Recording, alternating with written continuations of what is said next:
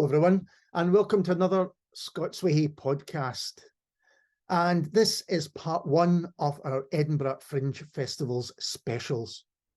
Later on, I'll be talking to choreographer Katie Armstrong about her shows Sketches and Glisk.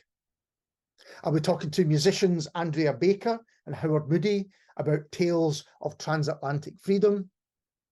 And I'll also be talking to Weinachter about her show After All. But first of all, I caught up with Raymond Wilson to hear all about I Hope Your Flowers Bloom. Hello, everyone, and welcome to another of our Fringe Festival special podcasts. And I'm joined by Raymond Wilson to talk about I Hope Your Flowers Bloom, which is on at the Fringe this year at the Scottish Storytelling Centre. Hello, Raymond.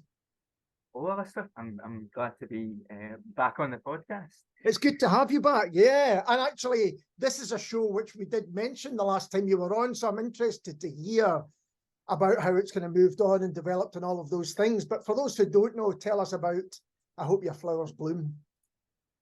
So, as we said, I was on last year, kind of around June time, because this show was originally commissioned by the Village Storytelling Centre for their festival last year. So the original version of the show was previewed there at the very beginning of July last year. And since then, I started working with a producer, the same producer for that festival, Emma Collins of All the Figs.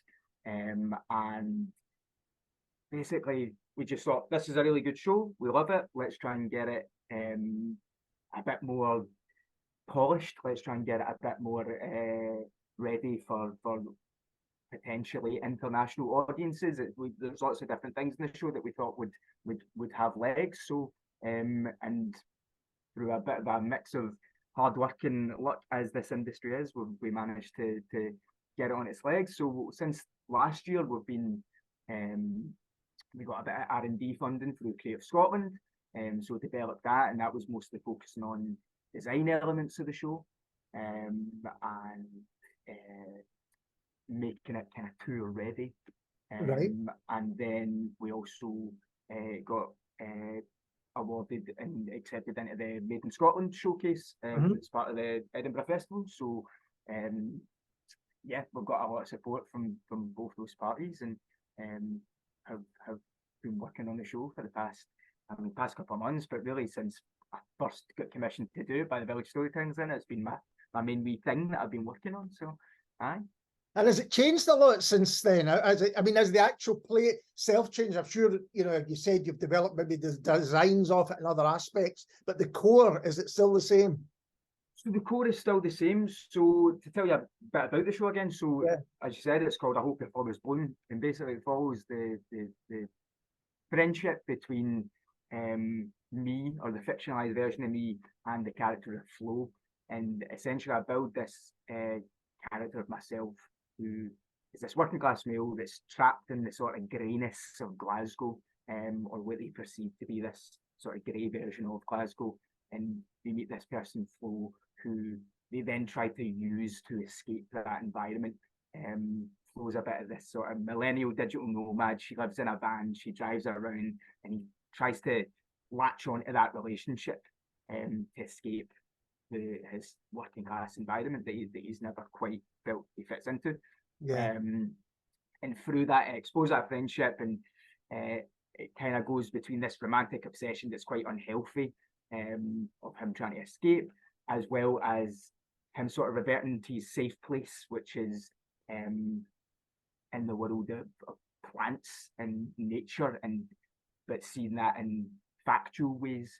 And so again, it's this environment where he's never really had access to nature, but all he knows of nature is through books that he took out of the local library. So his safe place when it comes to escaping this environment, and his safe place when it comes to this relationship is talking about facts about plants. So it kind of goes between these botanical descriptions and this romantic obsession as he tries to escape Glasgow, basically, in a bit of a misplaced way. And the contents of the show, there's been little bits that have been jiggled about, some tiny little rewrites and stuff, but essentially it's all still that. The content of the show is the same, and what's being developed is the design element. So I mean, when we first did the show, it was just me and my director Fiona McKinnon, and it was just me on stage with some of Fiona's houseplants that she brought to the theatre. So now it's been working with all these different brilliant creatives so we worked with sets. So I worked with James Johnson of Get It Made. So he built a nice wee set for us. We've also been working with Maria, who's the kind of in-house technician at the Storytelling Centre. She's done a bit of light design. We also had developing the poster and everything like that, and the sort of online graphic design elements to promote the show. That was through Laura Whitehouse, and that's just like a beautiful image that we got, as well as a couple of photographers that were helping us out there as well. And then we're kind of looking at a bit of sound design and stuff like that as well, but that's just me and Fiona that are kind of doing that. So yeah, it's all these extra elements that we add on the show, because it is like it's a one-man show. It's a monologue style show that sort of mixes storytelling, spoken word, chatting to the audience, monologue type stuff. So it is just about me on stage and the words, but it's also really nice to start building up this world around me as well with the more theatrical elements of the piece, and just kind of getting stuck into that comprehensive creative vision that I always had for the show, and that I've had other people come on board to help me make. Right. So this really is the kind of what you've been working towards, maybe even if you didn't know it completely, but this is what you're kind of been. And also it's such a great space, it's for me, it's one of the best Fringe venues, because it's a proper theatre space. And I looked at the trailer that you've got on the website before, and it does look properly, interesting, theatrical. You've got, I won't spoil it for anyone, but you've got things that it's not just one person on stage and that's it. You've got a lot of other things going on, which you've just explained. I mean, it's when writing the show, it's like there's so many versions of the show that I imagined, and there'll probably be so many versions going forward as well. There's all these different ways that I'd love to present the show. And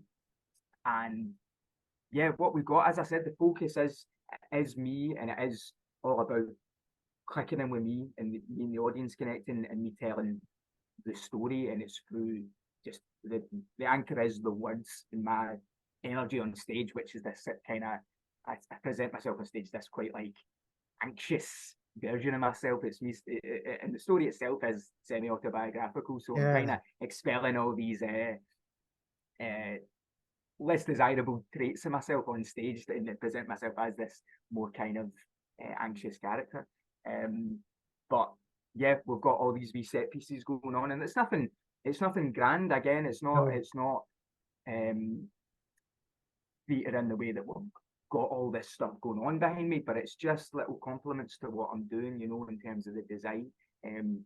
That we're playing with the Fringe, and that'll be a version, and that'll continue to play with, because as I said, I want to go on and tour it as well. So and the set that was built and the lighting design that was made was with that in mind as well, of being able to tour the show. So everything that the set that's built, it looks quite big when you're looking at it on stage. It's sort of made to look like big concrete blocks and stuff. But actually, it's all foldable, and you fold it down, and then it's the genius of James who made it as well. Like, I can essentially, I would be able to, me and one other person would probably be able to carry it to wherever we're going, and that's kind of was the idea when we were developing the different design elements, that it can be transferable. And again, with the tweaks with the script, something I'm looking at just now as well is because the show's quite Scottish. It's quite rooted in, especially the west of Scottish. I'm from Glasgow, and the show's kind of mostly set between Glasgow and Edinburgh, and then these natural spaces in Scotland. So a lot of it's kind of quite Scottish references and local dialect, and that's been interesting to figure out. Of going, okay, with the Fringe and we're touring, you're looking at an international audience. So what are people going to pick up and not pick up? And I'm quite interested to see how people respond to the show when it's international audiences. And is that one of the things with doing live theatre, is that you can pick up on such things and make adjustments almost every night? Exactly.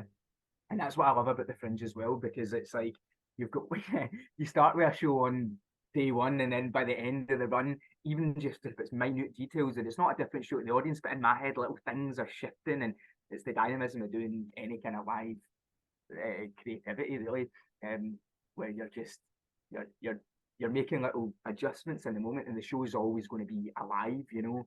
Whereas something where with film or with making an album, whatever, that's it, it's stuck, it's done, and you've got this kind of nice polished version of whatever it is, this nice sort of solid vision. But with live performance, it's like I could develop that. I could keep developing this for years, and all these little changes just keep going. There'll be, you know, there was a version of the show last year, there's a version of the show this Fringe, there'll be the version of the show when I tour it. If I'm still doing the show in a few years, like, I'm sure it'll be something different to me, and the meaning of the show also changes for me as time goes on as well, because it's quite a personal story. So that my relationship to the story changes over time as well, which has been really interesting as well. I guess the Fringe is, apart from if you were in West End of London or perhaps doing Panto, there's very rarely a time we do so many shows, but night after night after night, and get to do, you know, and so the show at the beginning could be quite different from the show if you were to go and see it late in August. Yeah, I mean, so this is my, I think, 4th time doing the festival, and I mean, when I've done it before, it's like you almost start setting little challenges for yourself. You go like, okay, I'm going to go on stage today, and it's going to be a different intention for this scene, or it's going to be, I'm going to imagine that I'm talking to somebody different in the audience, you know, I'm aiming at a certain type of person, and you just kind of see how it works and how things land. And there's always a wee bit of like I guess self-development in it, and the curiosity of going, okay, what's changing as it goes on. And I do really love that about the festival, because you kind of need to do that, or you go a bit ski-wally in your head. And you know, you've said that this is semi-autobiographical. Is that more difficult than playing someone that's absolutely a set character, or a set, you know, that's not anything to do with you in a way? I mean, both are challenging in different ways, man. So like, I mean, my training, my background is in acting, and so mostly up until now, I've been used to doing characters and you know, learning a character and being somebody different. However, I think always, even within that, my interest in that has been, how does this character relate to me, and what version of myself can I be in this character, rather than necessarily completely transforming myself into a different person. And so I think then when I'm writing my own stuff and performing my own stuff, it's a similar kind of thing. But I mean, there is challenges in doing semi-autobiographical stuff. I think what there's had to be is I guess having to make a distinction between on stage Raymond and real Raymond, and going, the real thing that happened in real life, and remembering that this other one's just a play that's dramatized and stretched out, and certain things are kind of the same, but certain things are just, you know, they're made into a story for a way that makes more sense, and it makes more it's entertaining. And I think there's been challenges in that of remembering that that those are two different things, and that itself has created an interest of where the real life and where the story overlaps. But again, I guess if you're doing it so often, night after night, then once you come off stage, you'll be like, is that the real story, or is that the fictionalized story, or you know, which one? It starts to bleed into each other. There's been moments of that, and that's obviously, that can be quite I suppose dangerous in a way of you don't want to lose grip of reality. But I find that creatively interesting. I find that, okay, and while writing it, was almost a game of egging myself on, of going, okay, how vulnerable can you get here? How much truth do you want to tell? And how much do I want to paint myself as, you know, not in the show, that it's not as if I'm like a pure bad person or anything, but it's like there's little not ideal versions of myself that I show in the show, and while writing it, there was certain moments where you go, do I really want to tell people that I did this, or did I really want to show this kind of sticky, icky side of myself? I guess there's a vulnerability that you might not have if you could just say, well, you know, I take off the other person's clothes and go and you know, have a pint, whereas this, you are sharing with an audience. Exactly, and that's part of the point in making the show. I mean, I guess that, so to be more specific, the kind of sticky stuff that I'm dealing with in the show, more specifically about myself, that I was unsure of showing, was my relationship with masculinity, my relationship with my own body, my relationship with how I handled the friendship with this woman and sort of idealized her, and that's the kind of stuff that I wasn't sure how to navigate, but to show these kind of vulnerable parts of myself so that other people can look at it and go, oh, okay, like I've been there and I can relate to that, and I can, if this person's been vulnerable saying it, I can feel okay with myself feeling these things as an audience member. But also I like the challenge of going, okay, how can I present this person as not necessarily an ideal person and then still be likable and the audience still be on board? And not that the character is a villain or anything, but you know, when you watch movies, the most interesting characters are the villains that you somehow sympathize with, you know. And yeah, my character in the show is far off being a villain, but it's that I find more interesting in writing, of being able to go, here's some bad things, but how do I still relate to them? You know, how do you still get people on board with them? But these are themes which still are quite rarely discussed, maybe discussed the wrong word, but shown and on stage, you know, that people are talking about things like that.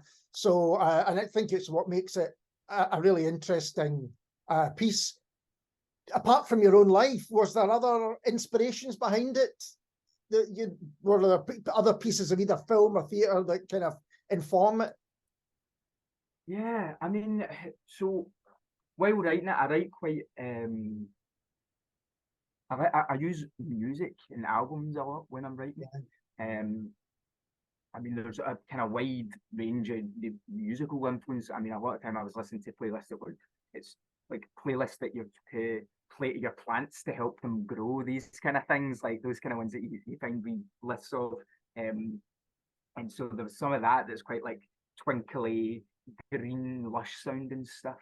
But then I was also listening to a lot of hip hop. There's a kind of subgenre of hip hop and R&B that's quite tropical and summery. A lot of stuff that I was listening to there, but then also quite like a lot of folk and things like that as well. I think within the show, a way that I described the show before was that it's a show about healthy masculinity and self-worth and working class access to nature that really just wants to be a rom-com or a nature documentary. And so those kind of things also really influenced me of a certain type of indie comedy, you know, and a certain type of old grainy documentary that you get, you know, old David Attenborough documentaries and stuff. I think that's who my character wants to be. They want to be Steve Irwin, or they want to be David Attenborough, and or they want to be, you know, an awkward teen comedy rom-com character, but they don't quite get there, you know. Yeah. So, being at the Fringe, you say you've been before, is it something that you always look forward to doing? I mean, it's now kind of coming back after obviously the COVID stop and everything like that. Is this something that you're really looking forward to being in and around Edinburgh for that month? Or, I mean, we know it's also, there's a crazy side to it as well, so. I love the Fringe, man. Like, I really love the Fringe. I mean, all the other times that I've done it, it's like just being in the venues, being around other artists, meeting people from all across the world that are doing every possible thing you could imagine. I really just love meeting other people like that. And going to see other stuff. I mean, during the festival, usually what I go and see is either music or comedy, like stand-up comedy. Yeah, I just like, I mean, the city gets busy and everything, obviously, and it's like, you know, there's all the usual complaints of it's busy and it's expensive, and those things are all true, but I've just always loved being a part of it and being around it. And I mean, this year it is a different level for me, because this year it's the first time I've been to the festival with my own work. Before I've been there as an actor. Even with theatre companies that I'm helping run, but this is the first time I've written the work and I've been on board since the very beginning, and so it becomes a whole new thing this year for me, which is exciting. It's scary. It's all of that. I just need to take care of my voice and take care of my body as well, because first time I did the Fringe was about 10 years ago, and I was a student and it was part of a student theatre company, so I was doing 2 shows a day and then I'd go out drinking and partying, and I'm like, this year I'm going to be very calm, I'm going to be very mature about it. It is, I agree with you. I think it's an amazing time, amazing place during the Fringe, and having a couple of years off or whatever, when I went last year in particular, you realise just how much you missed Edinburgh when it's absolutely buzzing as it is during the Fringe. Yeah, for sure. Raymond, thank you so much for taking the time to talk to me. Let's give some details about, like we said, it's the Scottish Storytelling Centre. When are you on, and how can people kind of get to see you? Aye, so we've got previews on the 2nd and 3rd of August, and then the show officially starts with the Fringe on the 4th, and I do basically the full run all the way through the 27th. There's a few days off in there, but you'll be able to find that on the Fringe website. We're on the Scottish Storytelling Centre. We're on at 4 o'clock every day. The show's about an hour long, just under an hour. So I'm sure you'll see me about. I'm hopefully going to have posters everywhere, so look out for us. But it's a good time. It's a good show to see at the Fringe, because it is, you'll get the feels, but it's also a good laugh, and it's very nice and down to earth. And I hope people get something from it, because there is kind of stuff in there for everyone, I think. Yeah, it sounds great, and I wish you all the best with it. Great to see you again. Yeah, you too. Cheers for the chat. It was always great. No problem at all. And now I'm going to speak to dance artist and choreographer Katie Armstrong. Hello, Katie. Hello. So first of all, tell us about Sketches and Glisk, which is the 2 different parts of the show you're doing at the Fringe. Yeah, Sketches and Glisk is a double bill that I'm bringing to Fringe this year. It's going to Dance Space as part of the Made in Scotland showcase. Both works are the culmination of a sort of long-term collaboration with my dear pal and composer and DJ called Mariam Rezi. And yeah, even though they're sort of from the same collaboration, they kind of manifest in quite different ways.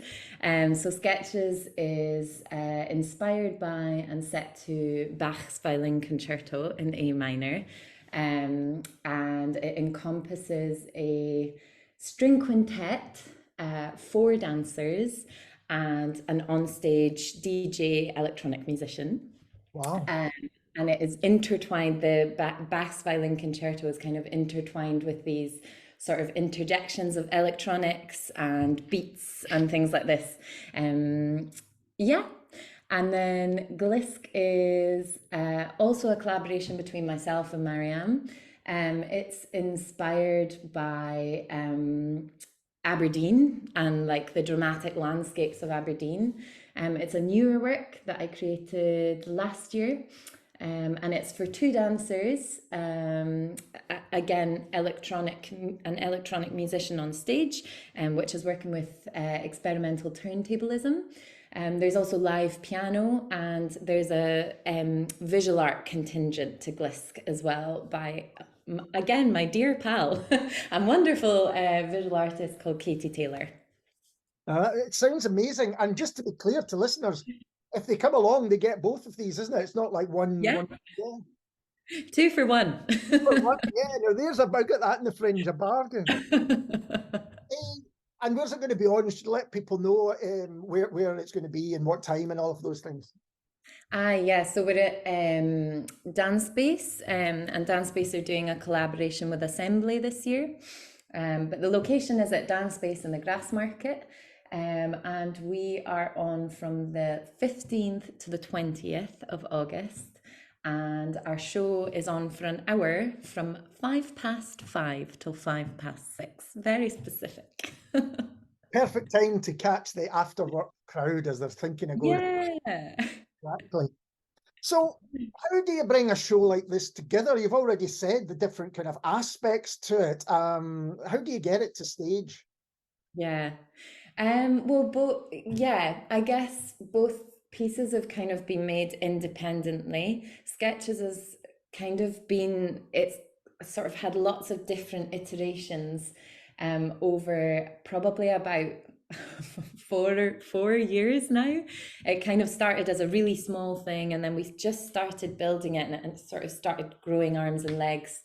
And it's just finished a tour of Scotland, which we did over May and June this year. And Glisk, we began to make last year in 2022. And it was a commission for Dance Live Festival in Aberdeen. So again, it's kind of a made thing. And yeah, we've been working we've started working on rehearsals now for Fringe. So we've been working over July and a little bit into August as well to kind of bring the two things together. Yeah. Now, I think, I might be wrong about this, but I think you're the first choreographer that we've had on the podcast. Now, so I'm interested in the process in that way, because when you talk to somebody who's involved in theatre, they'll be, well, it starts with the script and then we kind of build up from there. But how does it start with dance? I guess both pieces were kind of different. Glisk, we spent a lot of time working with, because basically the show is kind of inspired by landscapes of inner city Aberdeen and Aberdeenshire, which is where I'm from. And so we spent quite a lot of time working with and speaking to people in Aberdeen who had either like quite specific connections to different landscapes, either through hobby or through work. So we worked with a landscape painter, a wild swimmer, and a person who runs walking tours in Aberdeen, like historic walking tours. And we also worked with St. Nicholas Kirk, which is the sort of central church in Aberdeen. And we worked with the sort of landowner of there, and we just sort of gathered lots of information from these conversations with people, and that kind of formed the sort of basis that we worked from to create Glisk in all sort of different forms that Glisk sort of encompasses. So we used those conversations as our starting place for movement, for sound, and for visual art. And I guess like that Glisk kind of sort of all came from that same place. For sketches, I actually started making the first sort of little part of sketches years ago without really realizing what it would eventually become, i.e. this mad live show with a DJ and a string quintet and dancers and blah. It kind of just started as this little pop-up duet that we created years ago, and I was really sort of intrigued by the idea of illusion. So like really I was coming from a really like visual place, and the idea of illusion. And then when I started thinking about Bach, it was like this idea of layering, and sort of there's like a density to the sound of Bach or something, like this polyphonic, like layered nature of it. I became quite intrigued by like sort of how physically dense we could make something. So that's kind of where the premise of sketches came from. Well, that's really interesting that it starts being one thing, and then do you just think, oh, maybe we could try that, and maybe we could try it? Is that the way it develops? Yeah, for sure. Like definitely for sketches. We toured this one little vignette that was set to the first movement of Bach's Violin Concerto in A minor, to lots of different things, just as a little pop-up performance. And then we did an iteration of it where we performed it in 2 variations. So it's a very abstract little duet that we created. And then we developed this other variation that had narrative to it, and the 2 sat side by side. And that also toured around to lots of little festivals. And then we started to make vignettes or duets with 2 dancers to each of the other movements of the concerto, which is kind of how, like, what the whole piece sits around. Yeah, and then it wasn't until much later that we brought in this electronic element. Yeah, and that was really exciting and super interesting as well. The Mariam, our composer and performer, works a lot with oscillators. Right. And he's probably much better at describing this than me. But there's something about the frequency of the oscillators that matches the live strings. So at times it kind of almost drops out and you think you can't hear these oscillators, but you actually can. They're really similar. But yeah, a lot of the sound in sketches, it's very beautiful, and it's quite yeah, like I actually find it quite emotional listening to some of it, and then some of it is super intense and really loud and almost like euphoric in a way. Yeah, so there's a lot in it, I think. Maybe, hopefully a bit of something for everyone. Sounds like the music. Can you feel it physically? Does it have that impact? Yeah, for sure. In both works, we are really interested in the idea of moving sound in a space and how that affects the experience of the audience. So in sketches, the musicians are moving around the space throughout the whole show. So depending on where you're sat, you have a slightly different experience. And then equally in Glisk, we're really interested in exploring the idea of the Doppler effect in sound and sound passing by you. Part of Glisk was collecting field recordings or sound walks from around Aberdeen and Aberdeenshire. And one of the things that we became really interested in was the idea of planting yourself just like in a street, for example, and like hearing sound moving by as well as seeing it, obviously.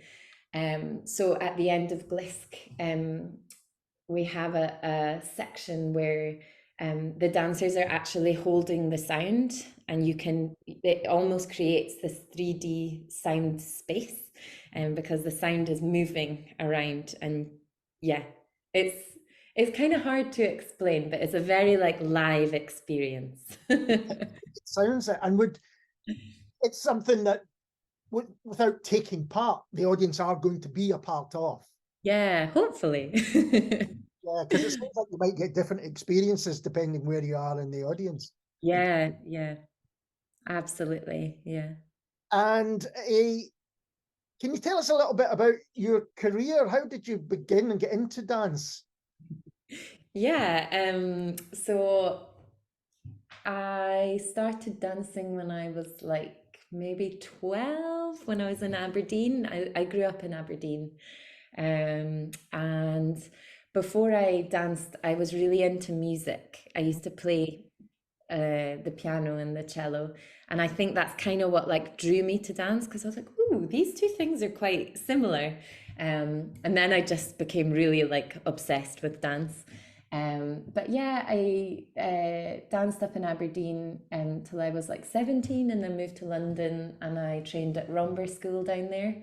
And then, yeah, I have worked with lots of different companies and artists, like throughout the UK and a little bit internationally as well, which I feel really lucky to have been able to do that for such a long time, and now start to really concentrate on making my own work, because it feels like a lot of my experiences that I've had from working with other people have influenced how I now work and how I make work, in a really like nice way.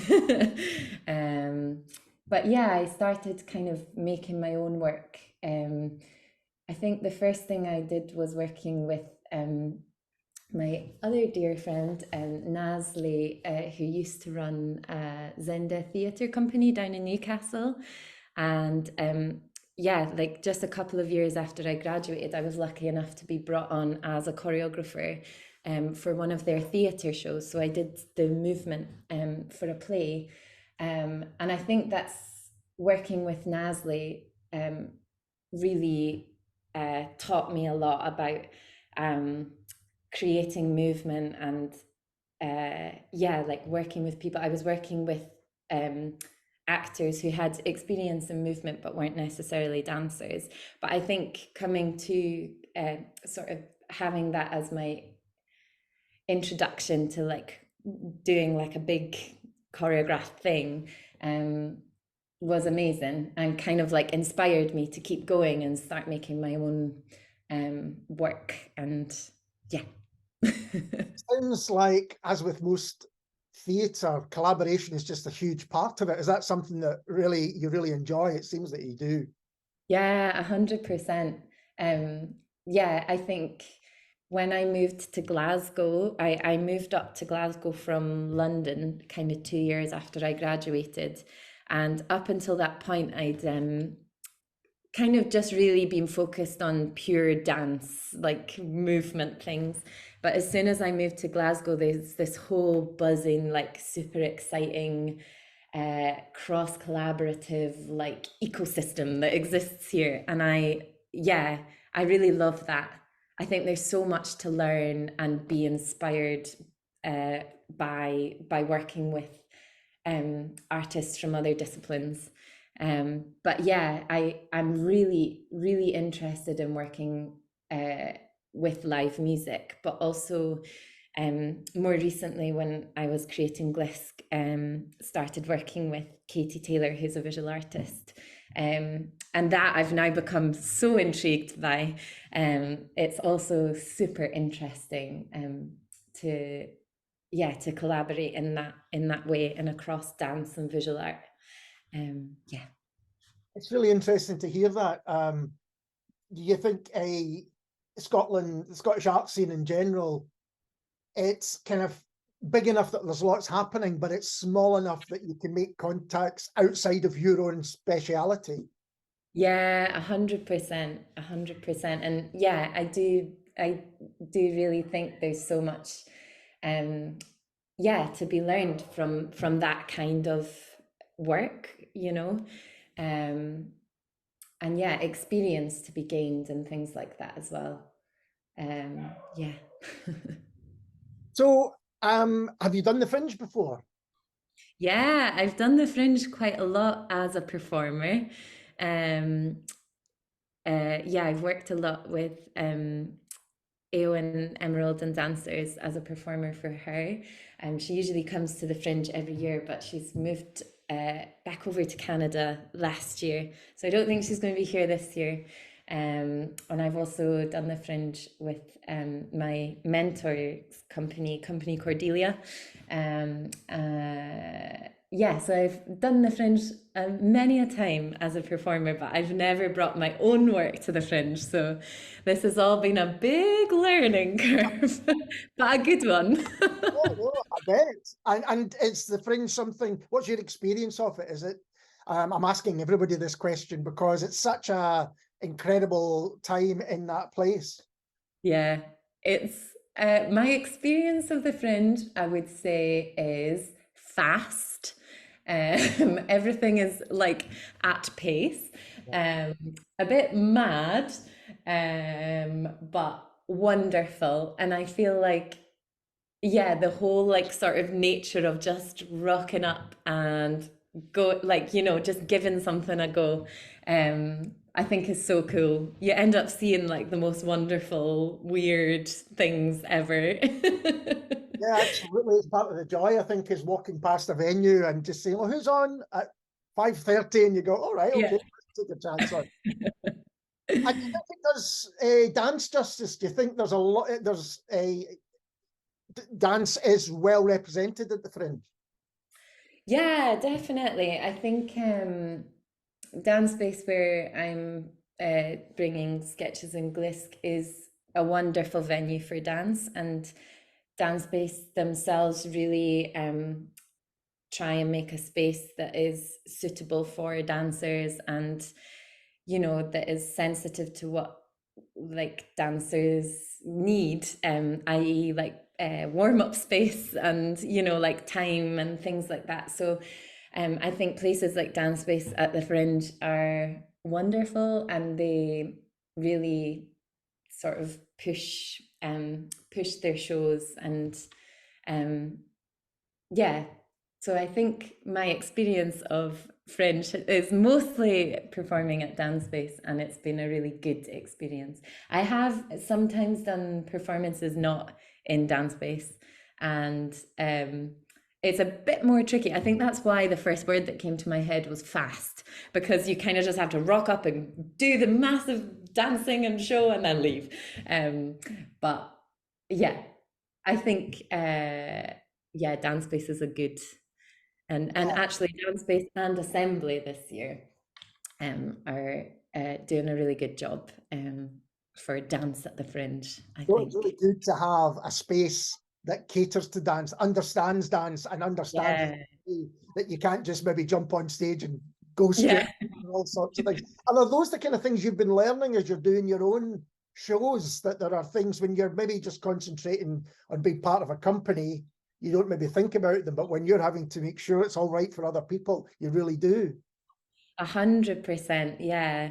On our tour we just did around Scotland, it was kind of like a hybrid tour. So we had Sketches live show, and then we were also running a film project called Sketches Film Project, which will be released for each venue that we toured to. And we're also actually for Fringe, for Sketches, there's also a montage film that will be released, which basically encompasses all of the venues that we went to on tour. We created a set of films for each of them. And I guess when you're taking it on the road, you're maybe not going to spaces that are made for dance. Yeah, definitely. And I think, when we were on tour, because we were running this film project that was quite sort of happened during the week leading up to our show and then our show, that was something that I really was thinking about, like, oh, actually no, we need to make sure that this is safe for the dancers and that there's space for them to warm up and that they're not going to be too freezing cold outside, and there's so many things to think about. But you're totally right. I think a venue like Dance Space at the Fringe really have your back in that sense, and it's a really good place for dance. I'm happy it is there. Well, Katie, thanks so much for taking the time to talk to me. And you could say before we go, it's maybe good to let people know where it's on and when it's on again. Yeah, absolutely. So the show is on at Dance Space, and you can get your tickets just at the Ed Fringe website, or also on Assembly's website. We are on from the 15th to the 20th at 5:05 p.m. Well, thanks, Katie. It's been a pleasure talking to you. Thank you so much. How lovely. And I'm joined now by Andrea Baker and Howard Moody to talk about Tales of Transatlantic Freedom. Hello, Andrea and Howard. Hi, lovely to be here. Good to see you both. So first of all, let's start with you, Andrea. What can you tell people? What can people expect from Tales of Transatlantic Freedom? Because it does sound like a fascinating piece. Tales of Transatlantic Freedom explores the voice of the African diaspora, but in particular as it relates to its connection to Scotland. So the music is wide and varied.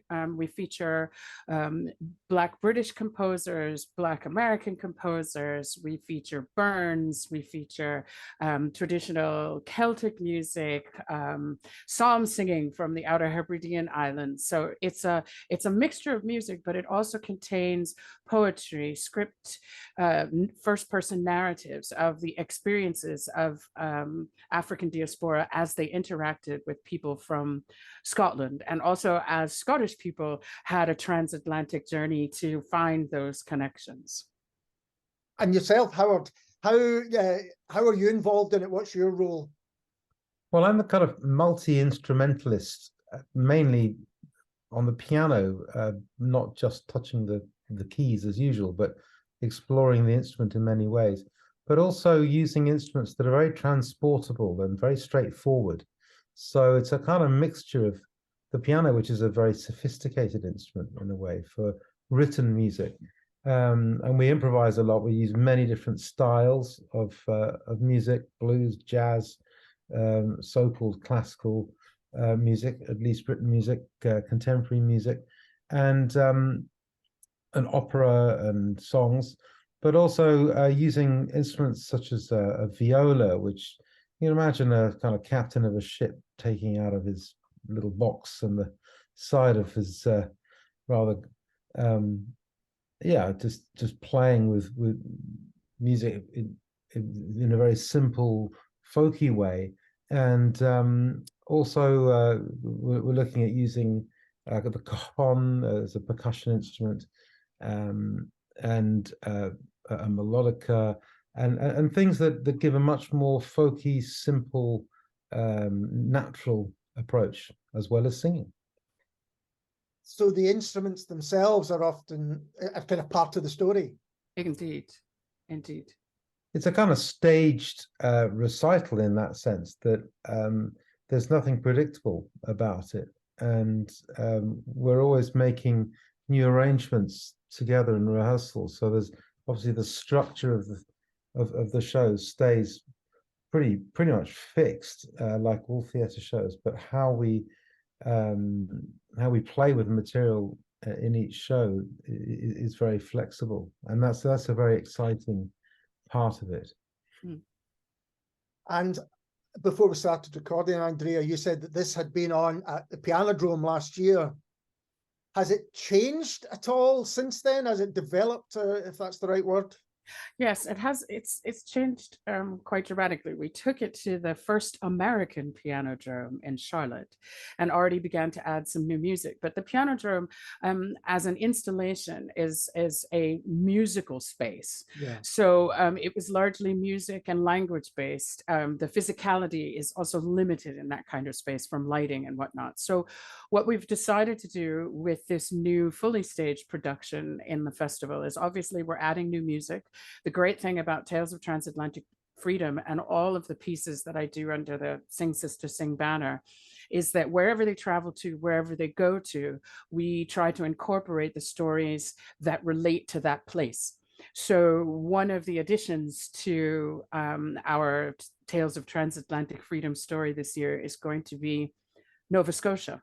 And most people assume New Scotland is a largely Scottish place inhabited by folks who went there after the clearances. And what we have discovered is that that is not exactly true. Okay. So folks can come along and find out that the African diasporic narrative is also integral to the new Scottish narrative as well. So those are the kinds of things that we're adding in musically through movement and through lighting, staging, and talking about how our interconnectedness is really one that is not new. So it's more of what people might think of a traditional theatre piece now. Most certainly, yes. Musical theatre. Musical theatre. So we should mention actually where people can find it this year and when it's on, and as well as where it's on. Greenside, Nicholson Square, venue 209, 8:55 p.m. and the show runs 1 hour, 10 minutes. And people can get tickets from the Fringe. People can get tickets from the Fringe. You can also, I believe, at Nicholson Square, the venue, get tickets directly and check in with our producers, Yardheads. They've got plenty of links. There's links on Howard's website. There's links on my website. And obviously, as part of the Made in Scotland series, we're available to find there as well.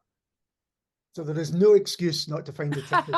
Indeed, indeed, indeed. So, Howard, how did the piece come about? How did you begin? How did you start to work together? Well, I met Andrea actually during rehearsals for West Side Story with John Eliot Gardner, which was in the Edinburgh International Festival.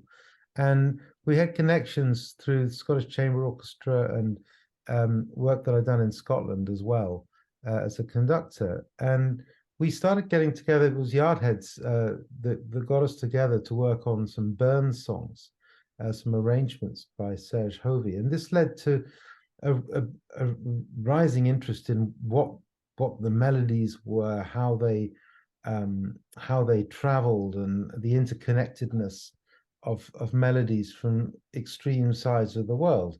And once we moved away from another person's arrangement just for written out piano, suddenly we found ourselves free.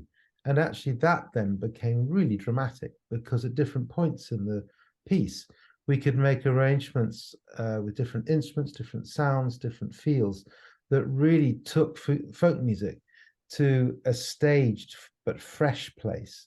And with this narrative that's not spelt out literally, it's not another kind of preachy show. It's that aspect of it is very under the surface, I feel, where text and poems and readings that are subscored also become songs, that they're like speeches that some of the great pioneers for human freedom are interspersed with songs, some traditional songs. But it's the juxtaposition of them all that so far I think has really sort of spellbound the audience, actually.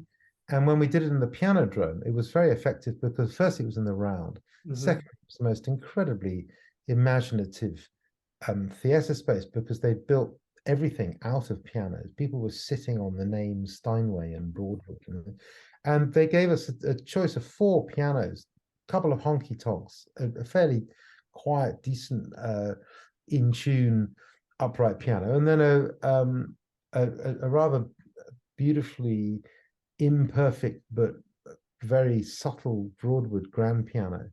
And these textures and sound worlds really take you to places. So if piano sounds like a pub piano, you can really rip everything out of the blues and it just sounds right. But then if it's a classical piano, you need it in tune and you need it right. And with all these other instruments and Andrea's incredible virtuosity of being able to move between styles, and that's a really special thing, to have a singer that isn't just doing the one thing on every single style, but to immerse in the different feelings of the piece and the different textures and styles. So that's really thrilling for us. And I think it is a sort of a transatlantic meeting of musicians, actually. It's just the two of us, but we have a really good time. Yeah, indeed, indeed. It's, I mean, you say it's just the two of you, but it sounds as though these instruments are almost the characters in their own right. They have their own history behind them. Indeed, indeed, and that's the exciting thing. I think in the work, people like yourself ask, so what's the show about? And we're trying concisely to let people know that the show is about connection. The show is about connection between Howard and myself, connection between 2 completely different lived life stories, and that connection with the audience, and opening up a dialogue of how through language, music, movement, and listening to one another, we can create change. And we're just hoping that people come, enjoy it, feel that wonderful spirit of excitement, joy, connection, sorrow, travel, new, and take that spirit with them when they leave the venue. And as Howard said, it's not a fist up preachy show. It's just about exploring stories of connection through music and the language that Howard and I both love and feel the most connection with strangers, which is what you're doing. You're performing for strangers, but through that musical and language and physical medium, you're able to reach people in a way that just sitting on a tube or strolling down the street, you can't. And so that for us is really important about the show, and visually the imagery, lighting always enhances what you're doing. And in a box space, that will mean even more intimacy, which we're really excited to explore.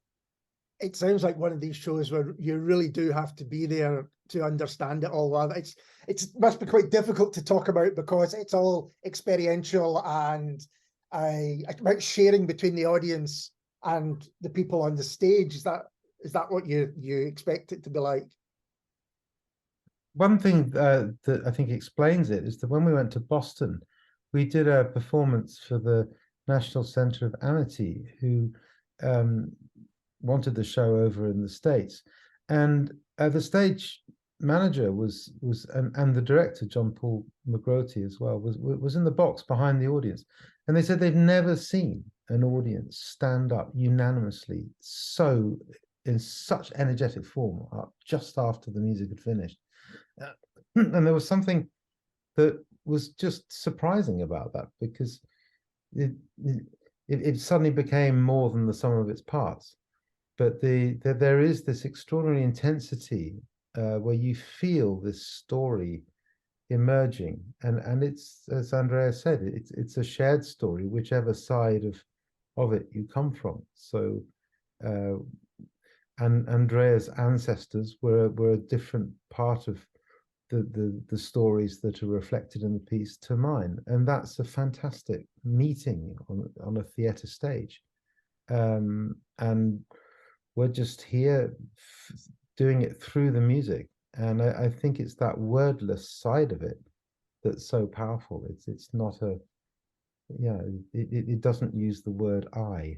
It's the thing. We, and Yeah. that's what's really important, to let people know that it's this piece is about connection. It's about telling your truth, and it's about connecting with people after you leave the room as well, and being comfortable in exploring your truth and telling your truth. And for us, explaining and exploring that truth happens to come through music, movement, and words. But for some it's painting, for some it's math, for some, whatever that is, that our space provides a place for you to find that in yourself and give that out to the world when you leave the room. And do you think that kind of response, that strength of response, is because it is about the music, and that is something that everyone can relate to, and especially maybe when it's folk music, there's a kind of history going on there that people can tap into. There may be songs that they didn't even remember that they knew, songs from childhood, songs that were passed down through generations. Is that what you think's at the root of such a response, as you mentioned, Howard? I think one of the powerful things about doing in Scotland and America, which is where so far we've been taken to, and it is literally made in Scotland, is this thing that we started with Burns. And Burns himself played the fiddle, he sang, he was as a poet, he clearly sang some of his poems, he recited them probably in a very rhetorical, heightened way, I guess, but also his personal history, where he had, I think it was a couple of times, he very nearly took the choice to go and be involved in slave trading. And actually, events prevented him from doing that. And he stayed in Scotland and was writing these extraordinary poems. But there was something sort of chilling about finding out the history behind famous, if you like, names or cultures, and for me to immerse myself in these other cultures.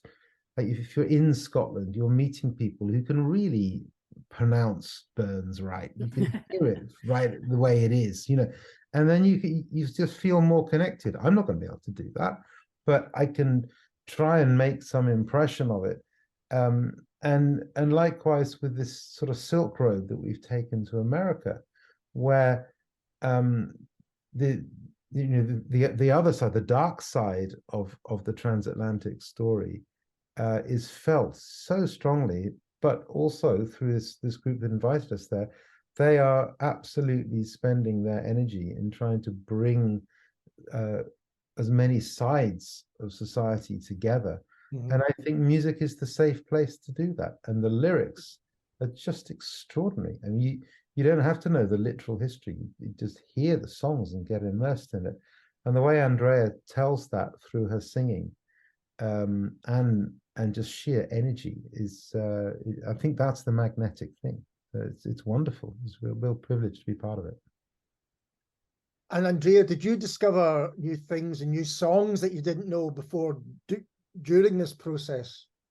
Yes, I say when I'm asked, where are you from? I say I'm an American by birth and a Scot by choice. I have been living in Scotland since 2005 and became a citizen, and I'm a passionate fan of Scottish music. If somebody said, what's on your bucket list? I want to sing at the Mod. Right. But I had never actually done any Scottish music. And with this piece, you know, when one does a deep dive in research, I was astonished to find the real connections between Scottish music and what's considered Scottish traditional music and African American music, and they're between each other to meet, when in actuality the two are incredibly intertwined, both sonically, language, in the form of expression. Psalm singing is what was transferred to America and is exactly the same form, but what we call line singing in the Black church. So that for me was really interesting to dive into. And fortunately with this piece and with Howard, because Howard is a classical musician, but one who also finds himself comfortable outside of that sometimes very square box. I'm singing for the first time Gaelic psalms. I'm singing for the first time traditional Gaelic music. I'm singing for the first time some blues numbers. I'm singing for I'm speaking poetry by African American women that I would never have given myself the parameters to explore. And so for me, this is a new exploration of the sounds of my ancestors and the sounds of Howard's ancestors and the sounds of our Scottish ancestors coming together like they did then, putting us back into that space of freedom that, you know, sometimes radio play and giving you a specific box to fit in tells you that no, Black people didn't sing country music. Well, they did. No, Black people didn't play the fiddle. No, they did. No, white people didn't sing spirituals. Yes, they did. And so that is really important in this piece, without preaching, to just show the shared humanity in music. So our audience is often surprised by what you offer them, that these connections are made, which maybe they had no realization of. Very often, which is quite fun, because I think if you Google Howard and myself, you see lots of Wagner and lots of opera and lots of things that people were sort of will think, oh my God, an hour and 10 minutes of opera. It is exactly the opposite of that. And I think Howard described it at the front really well, where we are deconstructing a recital. This is two classical musicians who have completely stepped out of our boxes and found a place of comfort and excitement with which to communicate. And that is for me, and I think for Howard, as a co-creator, a composer, and because we're trained musicians, we can experiment on the night, because you feel the energy in the room, and sometimes that brings different things out. And so you ride the wave. And Howard is really beautiful and brilliant about being, you have to be in the moment to ride the wave. And Howard is always in the moment and always surprises me with tidal shifts, which is great. Is that something that you enjoy doing, Howard, almost improvising on a nightly basis? Absolutely, yeah. And I mean, that's what the classical composers did. I mean, you know, reports of Beethoven, Mozart, all those people, they were improvisers. Bach, paper was expensive. They wrote it down to make money, you know. But the whole performance thing, the same language is used about Beethoven playing cadenzas and improvising cadenzas in his concertos as people describe Miles Davis doing a solo in a set. And that's absolutely fresh music making, I think. But also, I can't really vouch for what strikes the audience, but I often surprise myself that if I started an intro, everyone would think of Scotland, and then if Andrea started steal away, steal away, steal away, the two music, I mean, they use exactly the same notes. They use the same pentatonic feeling. folk music from Scotland uses the same, sometimes the simplicity of a spiritual song. It's all one, because that's the language that you can, you can put any of those notes down all at once and everything will be fine. Or you can play a drone, this whole bagpipe thing, the whole basic folk thing outside, anywhere in the world. And I think this connection of cultures is, of course, historically an extraordinary fit between Scotland and stuff that happened the other side of the pond, and in fact all ponds. And that's what that's where we're going with this piece, I think, and that's very exciting. So hopefully people just pick that up on a musical level, because that's just like a safe territory. Yeah. And they can pick it up or they don't pick it up, but it's there. That's the language. And as Andrea keeps saying, this thing about it, I think if ever I've been part of a music theatre piece, there is a sense of the audience coming into it at best. Obviously, it depends on the space, depends on the mood of the audience. But this has been very exciting so far. And to come back to the festival a year later, having been given permission to go and do performances in America for 3 years, this is really thrilling. And this is an extraordinary thing about Yardheads as well, that Alexandra Lord Phillips, who's been the producer. I mean, I've never done a show that's had such an extraordinarily personal start, and working with John Paul McGrotty as well, where his knowledge and subtle visions infects us, not in a way that we're being told what to do all the time. In fact, quite the opposite. We're allowed to explore things, and we could do our own version of that. But having these different voices, and then Tom Sargent's wonderful stage manager who just works all the lighting, and it's this team thing, which is really unique. And the things we talk about afterwards, it's not sort of self-congratulatory relaxation. It's like, God, did that really happen? And then finding ourselves in a building in Edinburgh, and then in the next room, some extraordinary political speech was given in 1843 against slave trading. Or you walk down the street and you see the effects of colonialism, both in its splendor and its shame, or however you look at it. And then you look at the music and the spirit of performance, and you hear on in all parts of the world, it's all about, if you've got something to express, you got to express it. And I think that's where the way that the freedom for me as an instrumentalist is key to that, because I can follow Andrea's freedom of styles, and each night changing things slightly, and that's real music making. And I think all music making should be like that, especially if it's written down. Because written down music is just sort of binary mathematics. You've got to do something with it.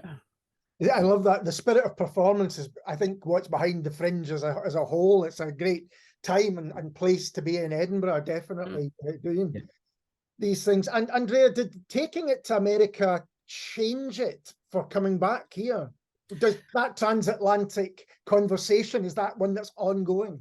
Yeah, as I said, the first piece I did, which was a celebration of the African-American female voice, Sing Sister Sing, that had been started again in Scotland and was brought to America. And what's really interesting about what we're doing is that we're exploring a musical and a theatrical and a literary space that has not often been explored.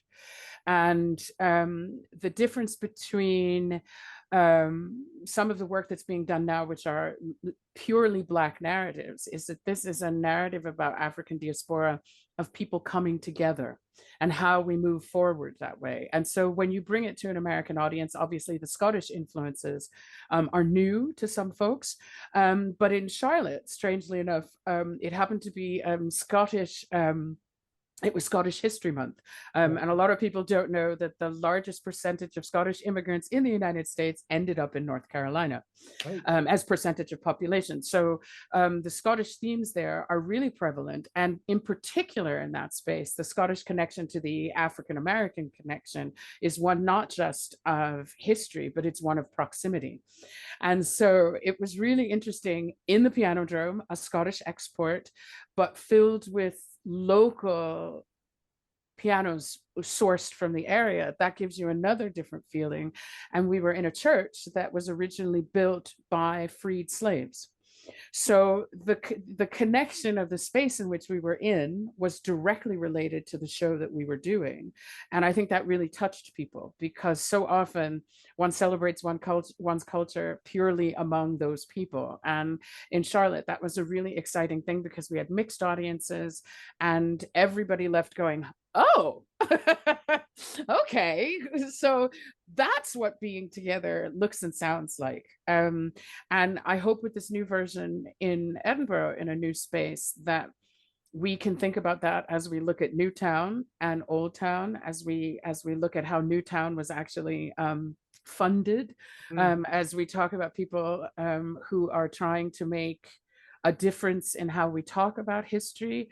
And in particular, talking about our shared history, not only from the point of a slave narrative, but of a narrative of all of us who have had troubled histories. I mean, that's one of the reasons I love Scotland. When you say to somebody, it's still painful in my DNA today that my ancestors had their language, their clothes, their way of life, their music stripped from them. Mm-hmm. No Scot looks at me and says, ah, come on, that was just too long ago, forget it.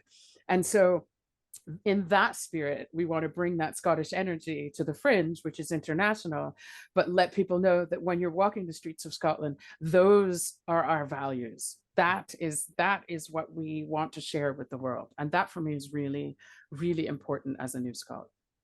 Yeah, I would agree completely.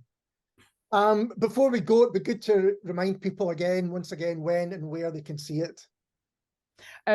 We are the 15th to the 19th of August at 20:55 or 8:55 p.m. Venue 409 Nicholson Square.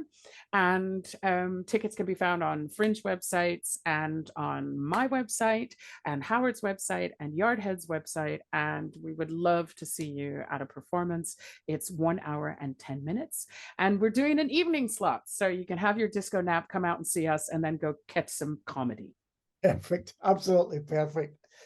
Andrea and Howard, thank you so much for taking the time to talk to me, and all the very best with Edinburgh.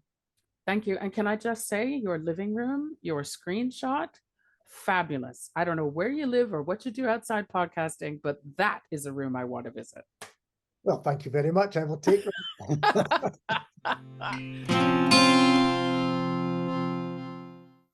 I'm now joined by contemporary dance performance artist and choreographer Solène Weinachter to talk about the show After All. Hello, Solène. Hello. So what can people expect from After All? After All is a show about life. Although at the first sight, it looked like it's a show about death. After All is a show that looks at our funeral rites, our death rites, mainly in the culture I come from, I know, which is France and Scotland.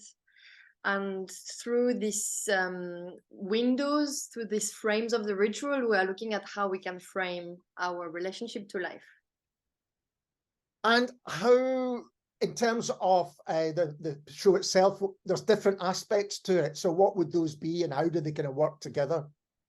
The different aspect of the shows? Yeah. I'm thinking you've got theatre, where you've got a storytelling, but you've also got dance. What are they, and how do they all work together?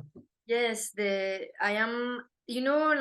funny enough, I was thinking about that last week, sometimes stressing about what is so-called dance, it's like, oh, is people gonna think this is dance? And although there is plenty of dancing in there, but I realized for me it's all dance. All of it is dance. And yes, I am speaking, I'm telling stories, there's poetry in there, there's movement, there's music, lots of tracks people will recognize. And the interweaving of it all is what feels like dance and choreography to me. There is also a film, a Super 8 film that I've made with my friend within the show. That's interesting to hear that for you, it's all dance. It's all kind of linked in that way. Before we go on to the themes behind it, we should let people know where it is on and when people can see it. Yes, it will be on at Dance Base. It's run by Assembly this year. So Dance Base on the Grass Market from the 15th of August to the 27th, except for the Monday 21st and Tuesday 22nd. I take 2 days off in between. It's very wise, I can tell you that. And it's on at 3:40 in the afternoon. Excellent. And have you done Edinburgh Fringe before? Have you been? Yes. This is maybe the 11th one. Yes. Wow. Yes. So yes. you do understand that time off is required. That is a smart move. Yeah, there is a thing called the fringe flu. You know that everybody has caught by the third week. You want to stay away from that. No, absolutely. So what inspired the show? Why did you want to do this show? This show is inspired by many different things because it's a long time I had it brewing in me, so I realized it has transformed through the years. And ages ago, I was thinking about how would you really do a show that celebrates life, and I was thinking like, oh yeah, you should just do your own funeral, you know. I don't know if I'll get married on any of these things, but surely, you know, that will happen. And to kind of fantasize around that is, you know, very egomaniac. And also when you manage to shed that ego away, there's something really beautiful about life and, you know, just existing and not existing. And it's also inspired by my family. I've not said that so far. I haven't dared to admit it, but you know, I'm going to admit it today. Yes, like for example, I've heard my mom a lot fantasizing on her own funeral, and I mean talk about it. So maybe since I'm a child, these themes of death and this kind of final show is kind of around. And as I really enjoy using the space of the theater as a space that activates the audience to imagine that space where people come and sit, but don't just consume the show, but kind of actively are part of the show, not because they have to do anything, but because they are part of the story, you know, they are part of the people who come and sit there for this funeral. That is a subject that I really like because it functionally brings the theater alive. It does it from a functional perspective, you know. Yeah, it is one of the great things about live theatre or any kind of live performance is that at its best, the audience are always part of it. Exactly. And are these themes that you're looking at? One, in terms of getting the audience involved, everyone will have some experience of it. So you've got that to share to begin with. Was that something that was important to you? Yes, exactly. This is actually a massive inspiration for the show, is that it's gonna happen to us all, right? We know that, but we live in a culture that totally invisibilizes it. And if it doesn't invisibilize it, I mean, if it's on mainstream media, it's always through fear, you know, lots of statistics. It's so dehumanized. So I was curious about creating a space that helps us connect to it gently, but also honestly, you know, because we all relate to this theme. It's going to happen to us. It's happened to the people we love. How do we process that, you know, in this culture, especially that pushes it away? Yeah, because these, I mean, I suppose you could go as strong as saying they were taboo. People didn't talk about them, you know, it was something that was almost suffered silently, if you like. But I think that's changing, and you know, hopefully, you know, your show will help that as well. I agree. You're right. There is a lot changing, and it keeps on changing throughout the time, you know, like different religion has very different opinion about what happens when we die. And because there's in monotheist religions this idea of resurrection, then you shouldn't be afraid of dying. And so this also has been part of why people weren't allowed to kind of have a process, because then you would be doubting, you know, the power of God. So So there is this in time, but then before that there was like a very different culture where you were, you know, in Celtic culture you have keening and wakes and things that comes before Christianity that really also celebrate the dead. So through time, our relationship to death has changed, and yes, I am curious about what is now actually. Yeah. We're caught in between, I would say. Yeah, because I mean, it changes over time, but obviously it changes over place as well. Is that something that you examine, different cultures' ways of doing it today? Because there's still a huge difference. Absolutely, you're right. I am only speaking from my perspective. I'm white and I live in the global north, and I'm only talking about two countries, you know. Yeah. I know the culture of, and I don't know super well the Scottish culture, but I've researched that Celtic culture. But yes, for sure that there are so many different ways, and researching that during this process was wonderful. Yes, we are very clumsy in this culture dealing with this, but in so many other places it's way more integrated to life, you know. And once you've done your research, how does that translate into the final show? What kind of are the stages it goes through to become what people will see? Yes, that's, you know, processes are so beautiful. This has been a long process, 2 years, not working every day, but, you know, letting it, you know, come down and again revisit it and see where it's now. And the process kind of creates, you know, almost as the how would you call it when there is a river and it just like creates the bed of the river. Sure. And so that's what's left, and that's made of conversations, lots of conversation I had with wonderful people, death activists, doulas, people who thought maybe they were gonna die before they were gonna get an important operation, or, you know, like that. So the show has the traces of all those people's, like echoes of those conversations. And I've been working with a dramaturge to help me with the script, actually with a few. Chris Thorpe has been one of them. And then I also work with Neil Callahan and Lisa Fanen. Lisa Fanen is a poet. So, and she has been with me with the conversation. So we've kind of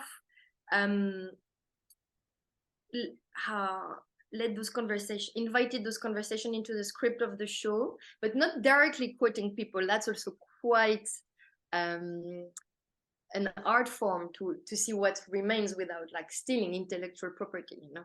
Yeah. And then, you know, there is also the structure of the show that appears according to the journey I would like us to have, you know, you and the audience being you and me.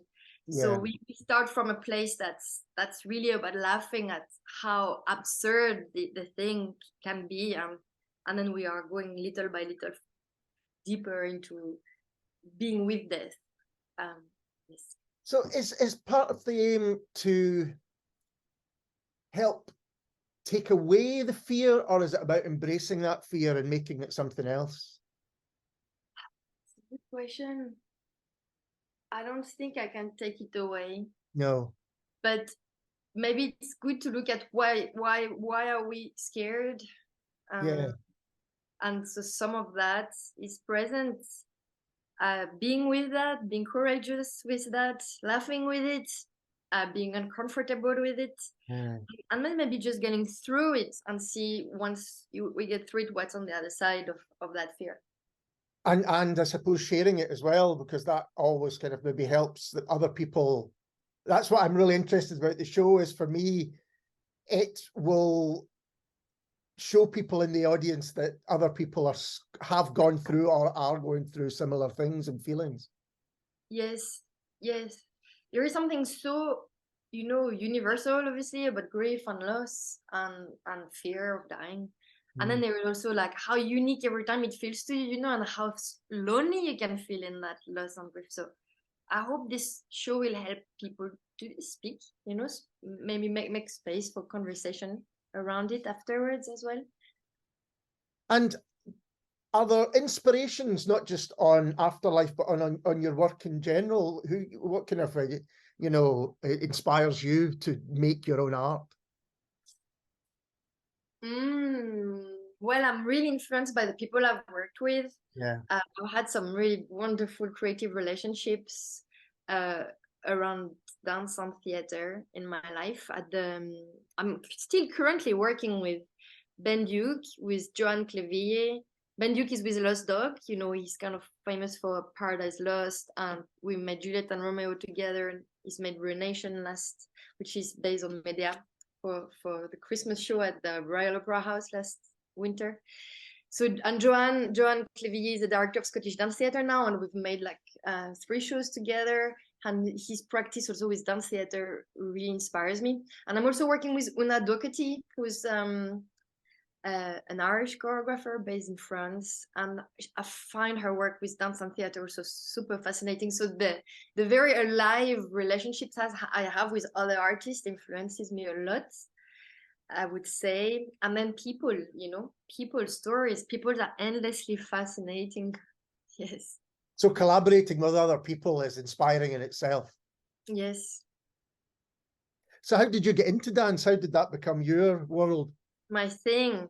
Dance is my best pal for so long. I'm so lucky for it, her, him, don't know. Yeah, it's been so great. Because I started dancing when I was little. I have lots of sisters and my brother, and everybody goes to dance school. Maybe that's the idea of what a young girl should do, whatever. And I was lucky enough to always have wonderful teacher that really let me express myself. So I think there is a thread of self-expression. I was really not gifted, and it was quite sweet. I've seen my ballet teacher in the last few years when I was little, and she was like, "Oh my God, I can't believe you became a dancer. You were so untalented." It was kind of... Yeah, that's honest. She really meant it with so much love. And I was like, and I just loved it. You know, it's something I've done because it's a good companion.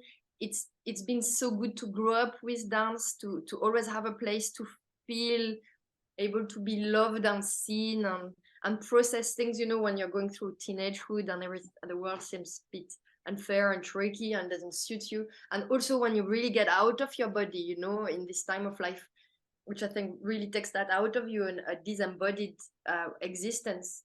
I was really lucky to have dance on my side. So that's why I never wanted to leave it. Yeah. Yeah. And what does that we mentioned that you've been at, did you say 11 Edinburgh Fringes before? Yes. Yeah. So what does it mean to you? What does Edinburgh Fringe mean to you? And how do you, you know, enjoy the city during this kind of slightly mad month?